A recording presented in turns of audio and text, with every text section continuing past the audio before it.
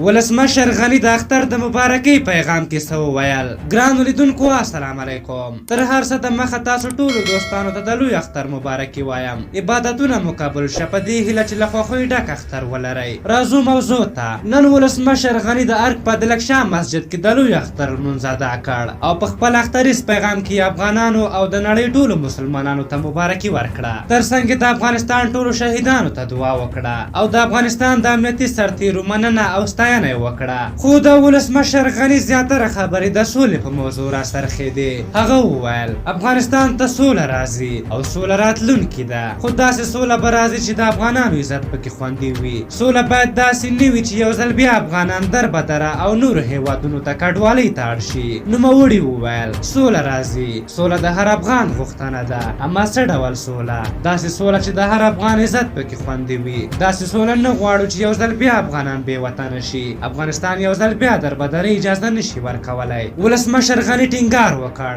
چې په تیرو 12 لسیزو کې په افغانستان کې یوه لویه بشري پانګه ایجاد شوې تر څو افغانستان ته خدمت وکړي او نور هغه وخت تیر شوی چې د افغانستان جونې والکان ښوونځي ته له تګ منع شي. نوموړي زیاته کړه دا بشري پانګه به د افغانستان د جوړولو لپاره کاریږي. موږ د 100 کلونو فکر کوو. ولسمشر غني یو ځل بیا په ټینګار سره وویل چې سوله به ملي وي. نوموړي زیاته کړه سوله به ملي وي، نه قومي او حزبي. له شپږو پړاوونو وروسته موږ دې ځای ته راورسېدو. لومړی مو د ملي یووالي حکومت ایجاد کړ. ځوانان راغله او ماته یې وویل لارو کوڅو ته وځو. ما ورته وویل که د یوه کس وینې تویېږي د هغه مور او پلار ځواب به څوک ورکوي؟ موږ له همغه اوله باور درلود چې واک او قدرت د وینې په تویېدو نه ارزي. ولسمشر غني زیاته کړه په دویم پړاو کې له حزب اسلامي سره سوله وشوه. د نوموړي په خبره حکمتیار صاحب 40 کاله له بېلابېلو حکومتونو سره جګړه وکړه، خو اوس د ولسمشریزو ټاکنو نمان دی. ولسمشر غني وویل د امریکا له ولسمشر ډونالډ ټرمپ سره د نوموړي خبرې خورا مهمې وې چې بالاخره د سولې پروسه کې دومره پرمختګ وشو.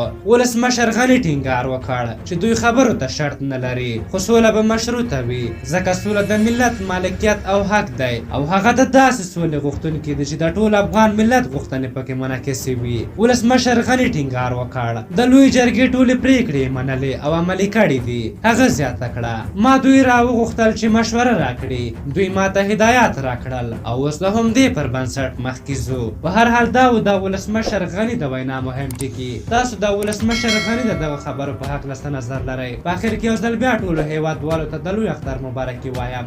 دا و د ولسمشر غني د وینا په هکله زموږ ویډیو. که زموږ ویډیو مو خوښه شوې وي ضروري لایک کړئ. تر بلې ویډیو مو په لویه بخښونکي خدای سپارم. د الله په امان.